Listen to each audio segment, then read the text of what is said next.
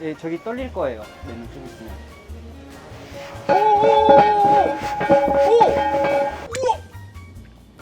느껴지셨나요? 아니 이 압력이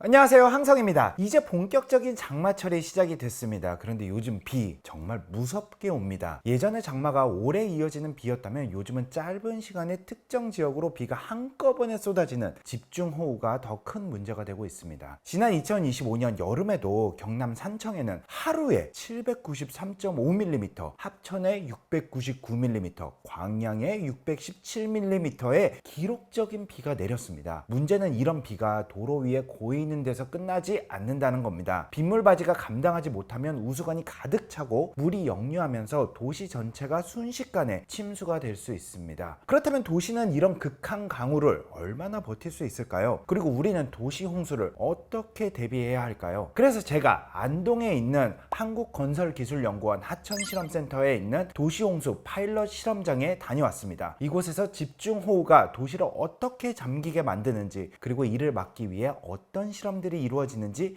직접 확인해 보도록 하겠습니다. 함께 가보시죠. 와, 네, 엄청 넓은데.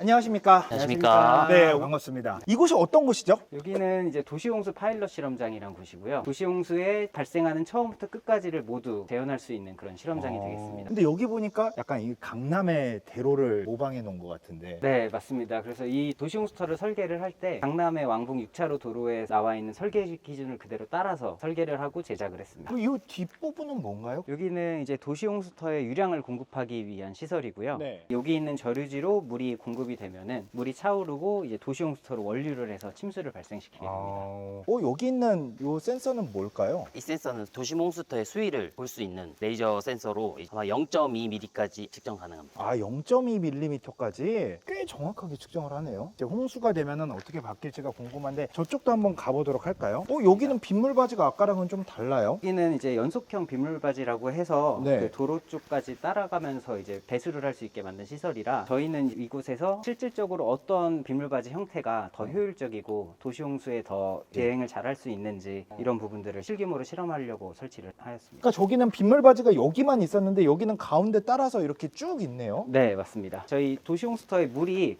일로 차오르는 게 아니라 지하에 또 우수관들이 있거든요. 지하 우수관으로 들어가서 지하에서 한 번 더 모이게 되고 우수관이 꽉 차게 되면은 도시홍수터로 넘어오게 되는 형태입니다. 그러면은 도시라든지 아니면은 일반 도로에도 다 이런 우수관들이 깔려 있는 건가요? 네, 맞습니다. 맨날 우리는 표면만 보잖아요. 지하는 어떻게 돼 있는지 모르니까 한번 네. 가서 보여주시면은 너무나 이해하기 좋을 것 같아요. 네, 한번 가보시죠. 알겠습니다. 지금 이렇게 보면은 여기 있는 물들이 이렇게 흘러내려오는 곳인 것 같아요. 네, 맞습니다. 여기 실제로 저희가 도시몽스터에서 모이는 물들이 이제 지선으로 내려와서 여기 밑에 보이시는 간선으로 모이게 됩니다. 이런 거 항상 지나가면서 보는데 어머, 여기 되게 동그란 그게 있네요. 아까 저기에 있는 빗물바지, 이쪽에 있던 빗물바지가 모두 모여가지고 이렇게 쭉 흐르겠네요. 네, 맞습니다.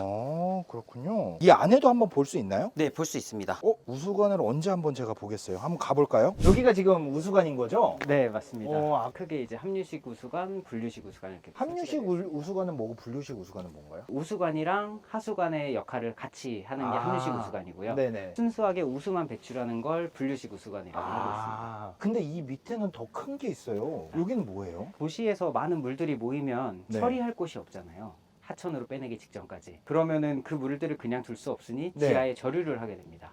그래서 이 시설은 지하 우수 저류 시설이라고 하는 걸 만들어 놓은 거고요. 이 지하 우수 저류 시설은 저희가 일반적으로 쓰이는 배수 터널 형식으로 쓸 수가 있고 순수 저류지 형태로도 사용을 할 수가 있습니다. 그럼 쉽게 말하면은 빗물들을 여기다 가둬 놓는다라는 거네요? 네, 근데 맞습니다. 엄청 넓네요. 그래서 빨리 그렇게 차지는 않겠구나. 네, 맞습니다. 그래서 이런 시설들을 관리를 하고 유지를 해야 되니까 네. 그럼 여기서 이 용량을 어떻게 측정을 할 것인지 유지 관리를 어떻게 할 것인지에 대한 연구도 같이 진행을 하고 있습니다. 아니 근데 저런 데 보면은 보통 쓰레기 네. 엄청 쌓이지 않아요? 네, 맞습니다. 그러면은 여기에 빗물이 다 빠져나가야 되는데 그 쓰레기 같은 것들은 어떻게 처리를 하나요? 일반적으로 사람이 직접 들어가서 청소를 하고 있고요. 이런 큰 규모의 우수관 같은 경우에는 자주 청소를 못 해주고 있고요. 도시의 빗물바지 밑에 있는 우수관 같은 경우에는 1년에 한 3-4번 정도는 청소를 하고 있는 걸로 알고 있고 서울시에서는 홍수기 전에는 항상 청소를 하고 있는 걸로 알고 있습니다. 너무 좋습니다. 그러면은 홍수 만들러 한번 가볼까요? 네, 네. 가시죠.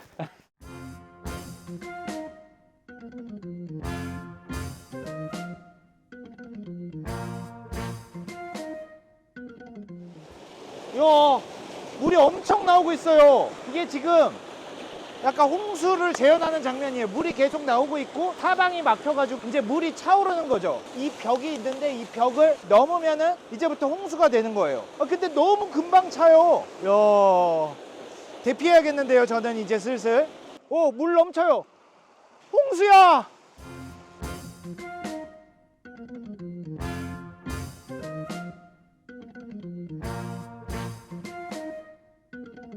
네, 박사님. 이제 물은 멈춘 상태예요. 네. 우리가 이렇게 가정하면 좋을 것 같아요. 비가 멈췄다, 일단은. 네. 비가 멈췄는데 아직 물이 빠지지는 않은 상태예요.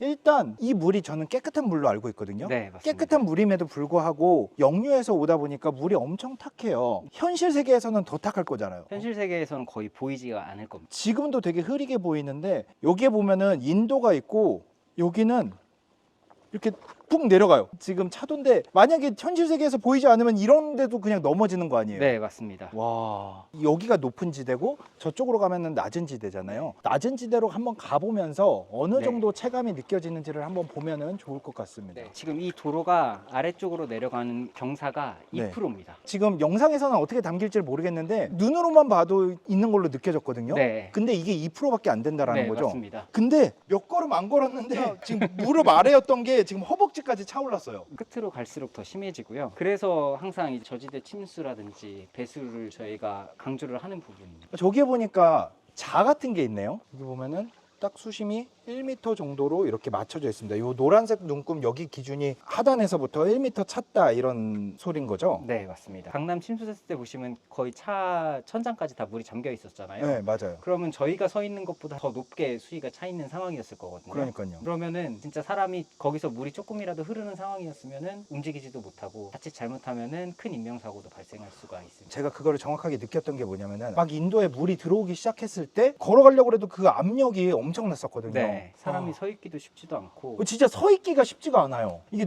완전히 진짜 잠잠한 상태라고 네, 가정을 하고 서 있는 거고, 만약에 꽤 많이 막혀 있는 상태, 정말 네. 최악의 상태, 보통 쓰레기가 많고 낙엽이 떨어지는 게 많고 그런 상황을 가정했을 때 60% 정도의 배수가 이루어지면 어느 정도 물이 빠지는지 보면은 좋을 것 같습니다. 여러분, 멈췄던 비가 다시 쏟아지고 있어요. 그러면 우리가 아까 그 우수관 있던 그 시설로 지금 이 물이 빠지는 거죠? 네, 맞습니다. 반대편으로 가보시면은 지금 스타프는 설치는 안 돼 있는데 네. 수위가 조금 더 깊을 겁니다. 아까 빗물바지 형태가 양쪽이 다르다고 말씀드렸잖아요. 맞아요. 여기는 신형. 여기는 연속형이고 저기는 독립형이고. 근데 왜 더 깊을까요? 연속형이 더 안 좋은 거예요? 안 좋은 건 아니고요. 비가 조금 올 때는 물을 빨리 배수시켜서 더 효율적이에요. 홍수를 막는데. 근데 홍수가 너무 많이 발생하면은 네. 오히려 이쪽으로 더 많은 물이 배수가 되니까 물이 더 금방 차오르더라고요. 이거는 설치하기 전에, 실험하기 전에 몰랐던 사실이죠? 네, 그래서 저희는 당연히 연속형이고 더 좋으니까 더 빨리 빠지겠지 하고 실험을 해봤는데 네. 결과가 반대로 나온 거죠. 그래서 이런 실규모 실험들이 필요한 이유라고 생각을 합니다. 비가 이렇게 많이 오면 얼마나 빨리 차는지 알았으니까 만약에 비가 멈추면은 이 물이 얼마나 빨리 빠지는지, 물이 어떻게 빠지는지도 한번 알고 싶거든요. 그러면은 저 펌프를 한번 멈추고 배수가 어떻게 되는지도 한번 보도록 네, 하겠습니다. 알겠습니다.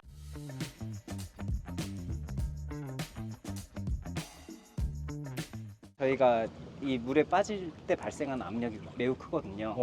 이게 40%만 빠지는데도 이렇게 압력이 센 거예요? 네, 맞습니다. 그래서 저희가 항상 매놀 같은 거 조심하라고 말씀드리는 이유가 이 안에서는 이 정도의 물이 흐르고 있는 거거든요. 그러면 사람이 빠져나올 수가 없습니다. 이제 물만 빠지니까 수용도로가 이렇게 생겨요.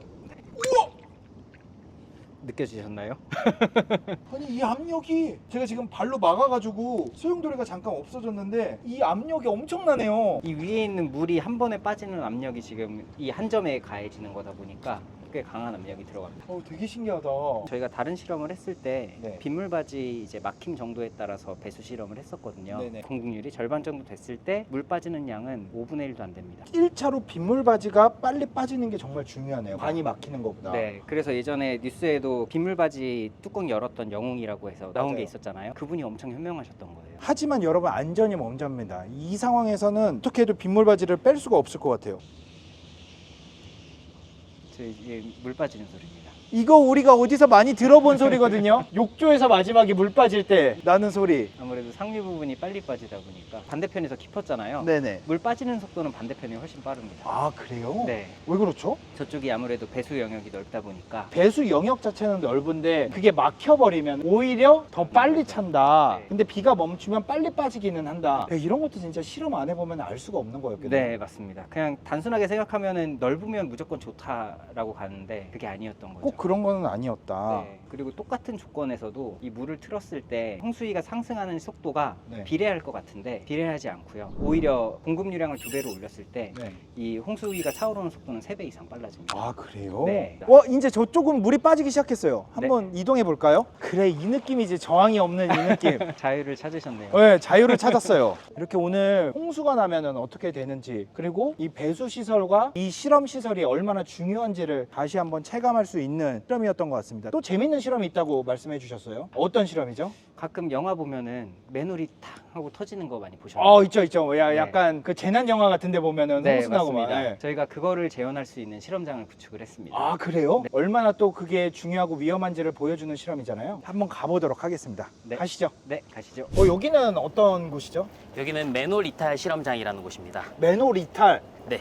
영화에서만 보던 막 맨홀이 뻥뻥 찡겨나가고 막 그런 데인가요? 그렇게까지 위험하지는 않고 그래도 이제 그걸 위한 실험장입니다. 맨홀 이탈 실험장은 유입 수조랑 연결이 되어 있거든요. 네. 그래서 유입 수조에서 네. 이제 수두를 이용한 이 압력으로 물을 공급해서 네. 이제 이 맨홀 안에 압력을 모아서 맨홀이 이탈되는지를 보는 실험장입니다. 아, 네. 그러면 이 안에는 아까 우리가 봤던 그 우수관이 설치가 되어 있는 건가요? 네, 맞습니다. 그러면은 우수관 속에서 빗물이 오고 만약에 이물질이라든지 네. 아니면 쓰레기 때문에 물이 빠져나가지 못하고 네. 갇혔을 경우에 맨홀이 이탈되는. 네, 네. 맞습니다. 그러면은 궁금한데요. 진짜 어떤 일이 일어나는지 한번 보도록 할까요? 소리가 납니다. 예, 저기 떨릴 거예요. 맨홀 좀 있으면.